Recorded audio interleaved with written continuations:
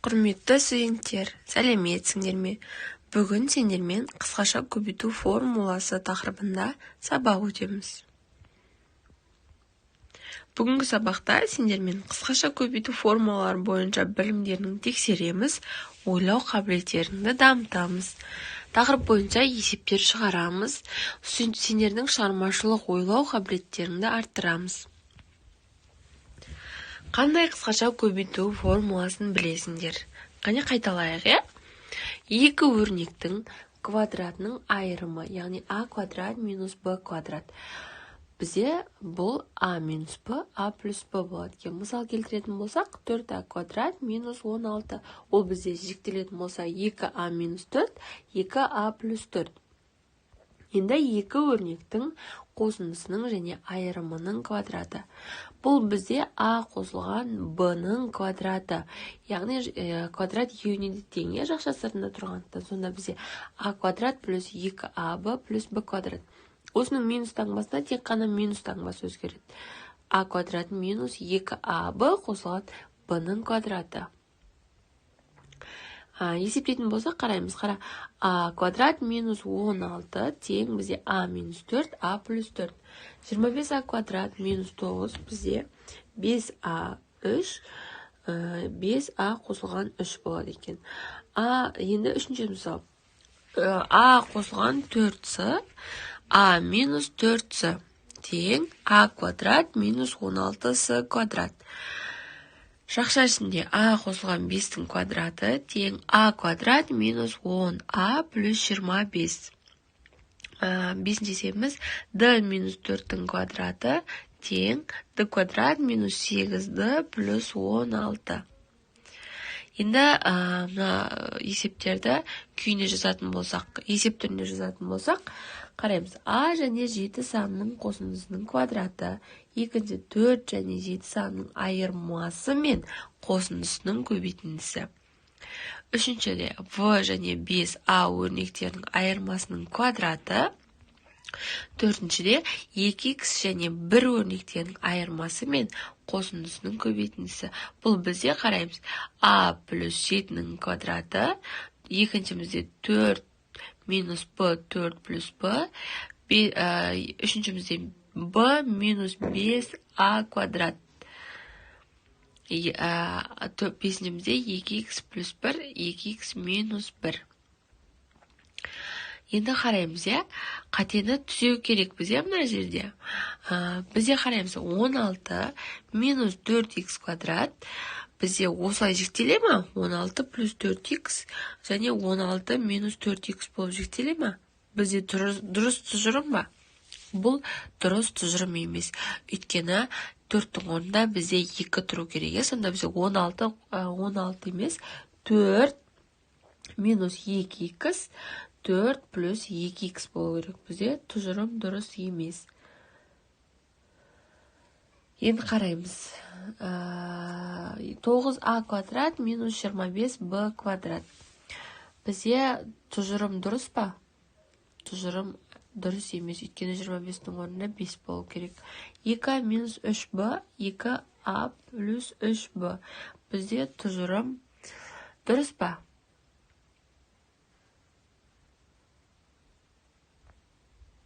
Әрине, сендер айтпақшы дұрыс тұжырым. 1 минус а-ның квадраты бізде дұрыс па? Әрине, дұрыс емес. 6а қосылған 4с-ның квадраты бізде дұрыс па?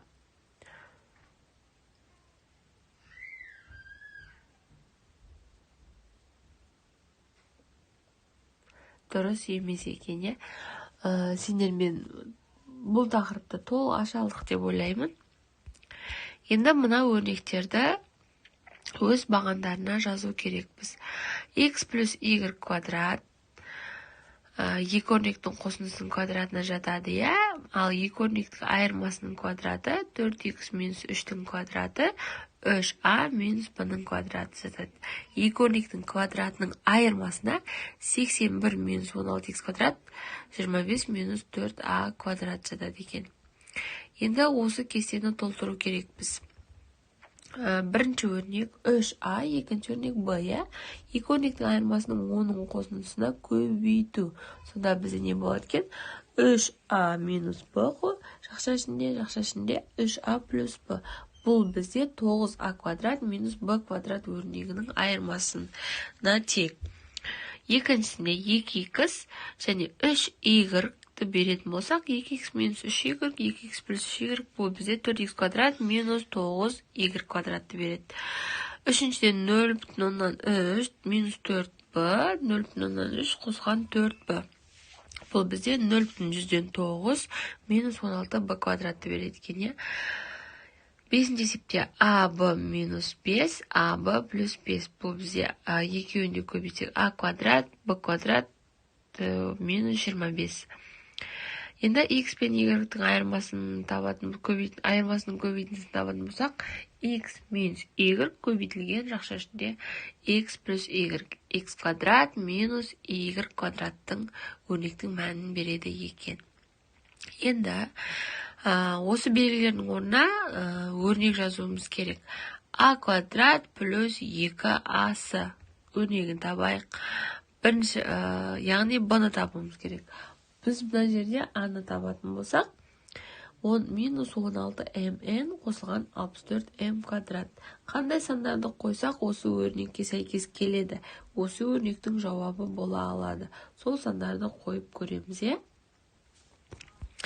Бірінші, енді d квадрат сұрақ берген өзіміз ойдан сан қоямыз, қосылған 81. Қане ойланайықшы, қандай сандар қоямыз?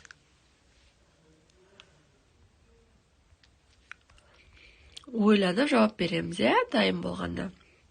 Енді сендермен осы есептерді шығаратын боламыз. С квадрат минус 25 тең 0. Бізде не болады? С плюс 5, С минус 5 береді, Екіншіде есепте x минус 6, x минус 6. Бұл бізде нені береді? X квадрат минус 36-ны береді. Үшінші есепте 16x квадрат минус 81. Бізде нені береді? 4x минус 9-ды береді, Екінші нұсқадағы теңдеуімізде дәл сондай. a квадрат минус 49, a минус 7, a плюс 7-ні береді.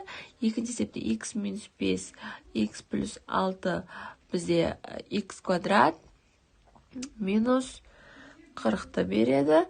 Ал үшіншісінде 36x квадрат минус 64, 6x минус 8-ді береді екен. Жауабын көрдік қой.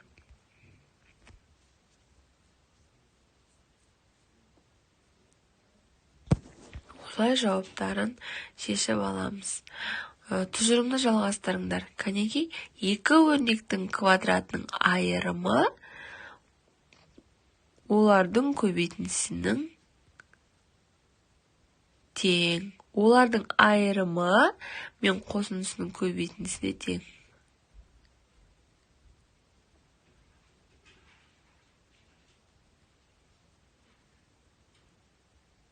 Екі өрнектің қосындысының квадраты олардың бірінші өрнектің квадраты екі еселенген екі өрнектің көбейтіндісі мен екінші өрнектің квадратының қосындысына тең.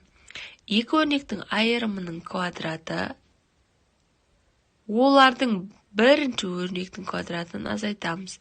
Екі еселенген екі өрнектің көбейтіндісін қосамыз, екінші өрнектің квадратына айналдырамыз. Енді үй тапсырмасын берейік. Сендерге үй тапсырмасы 11-ші үй тапсырмасын береміз. Есеп кітаптарының беттеріндегі 183 және 185 есептерді шығарып келеміз. Бүгін сендермен қысқаша көбейту формуласын қарастырдық, оларға есеп шығардық. Есеп келсек те қандай формуланы қолдану керектігін білдік, үйрендік. Сабағымыз осымен аяқталды. Сау болыңыздар. Ендігі сабақта кездескенше үй тапсырмасын